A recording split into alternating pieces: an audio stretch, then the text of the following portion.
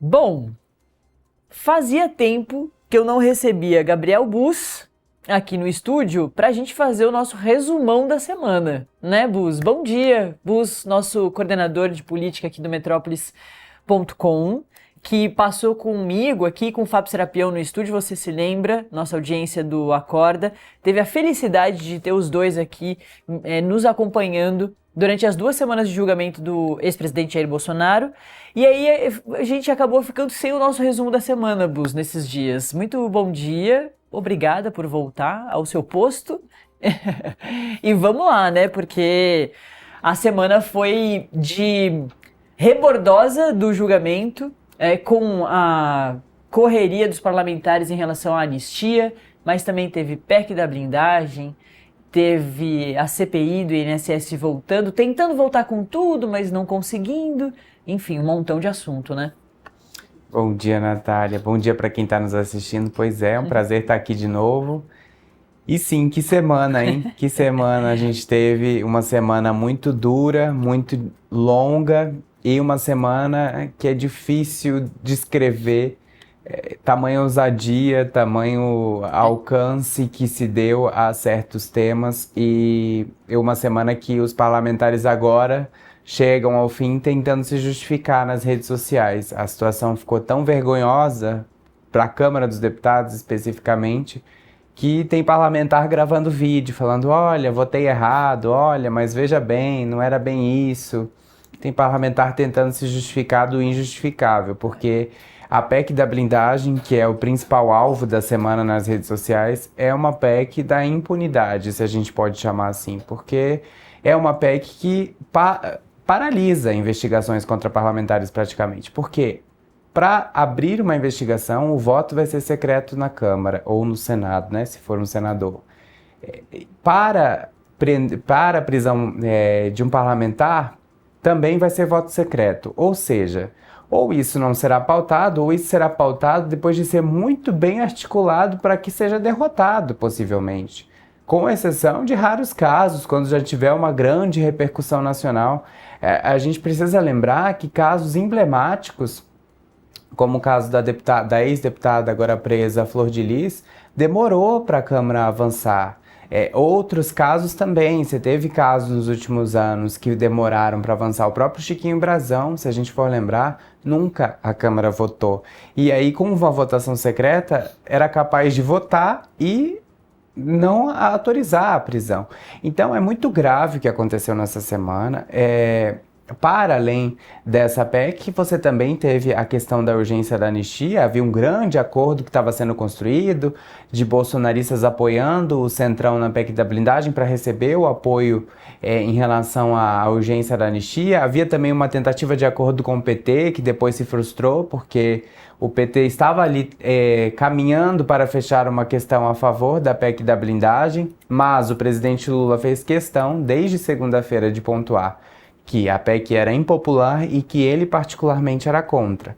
Num almoço ali com o presidente da Câmara, Hugo Mota, na segunda-feira, Lula ainda pontuou que não ia se meter em questões do legislativo, mas que ele pessoalmente era contra. E depois dessa manifestação, o presidente do PT, Edinho Silva, então entrou em campo e aí o PT acabou orientando contra. E isso irritou alguns parlamentares do Centrão, porque não queriam se indispor com uma pauta sozinho. O PT acabou majoritariamente votando contra. Houve sim 12 deputados que ajudaram a aprovar, 12 deputados do PT que ajudaram a aprovar, mas isso também acabou influenciando na votação do dia seguinte na relação da urgência da anistia. Então houve ali uma série de coisas que influenciaram essa votação. A urgência da anistia foi aprovada, uma votação um quórum bastante elevado, um quórum de PEC, que a gente chama, porque foi mais de 308 votos a favor da urgência da anistia.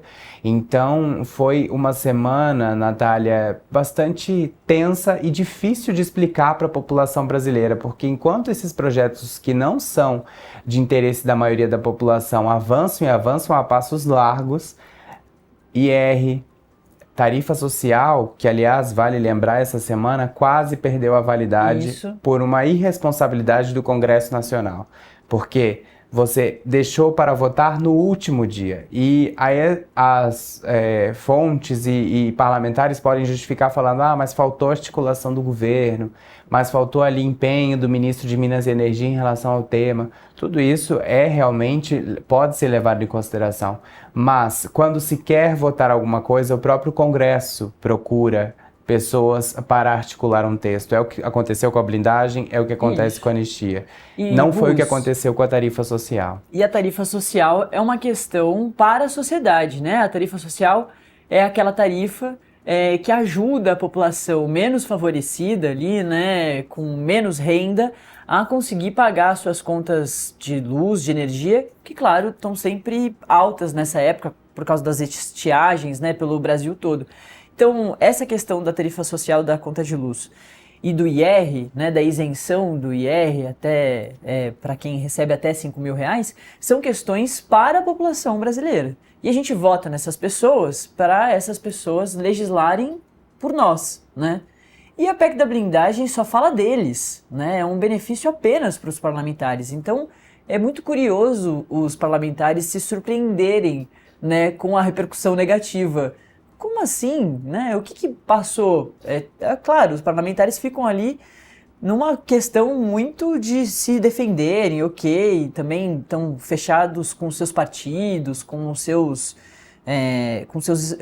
onde participam ali dentro dos espectros, né, da política, da direita, da esquerda, do centro, tudo mais, assim, tem uma coisa conjunta que você precisa acompanhar o grupo, mas não tem como se surpreender com a opinião pública achando ruim, né, a PEC da blindagem jogar, por exemplo, a discussão do IR para frente, né? Não tem como se surpreender com essa questão. É óbvio que a opinião pública não vai gostar de uma questão dessa, né?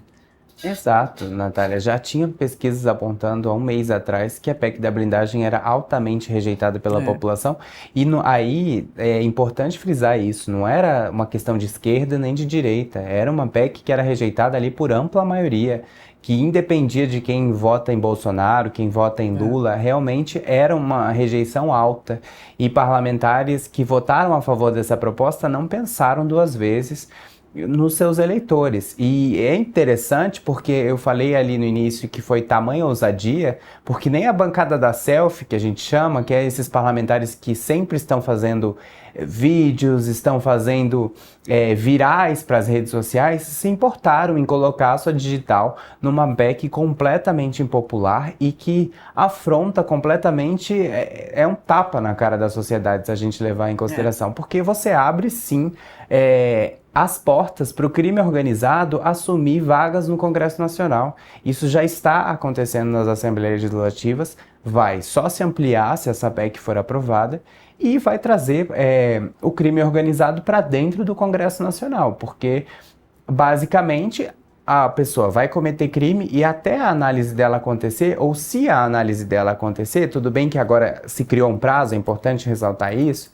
vai ter até 90 dias para fazer a votação, vai fazer a votação, só que é o voto secreto.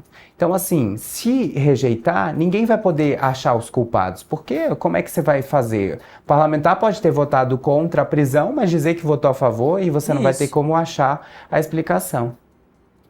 Exatamente. Essa questão do voto secreto, para além do que é a PEC da blindagem, o voto secreto é dos pontos que mais a gente talvez deva se preocupar, a gente como sociedade. Porque é isso, você muito bem pontuou, a gente não vai saber como é que eles votaram. E isso é muito ruim, né? Porque, mais uma vez, é isso, eles estão ali trabalhando pela sociedade brasileira. Então, a sociedade brasileira não saber como estão votando é sempre preocupante. Ô, Bus, antes da gente continuar o nosso resumão da semana,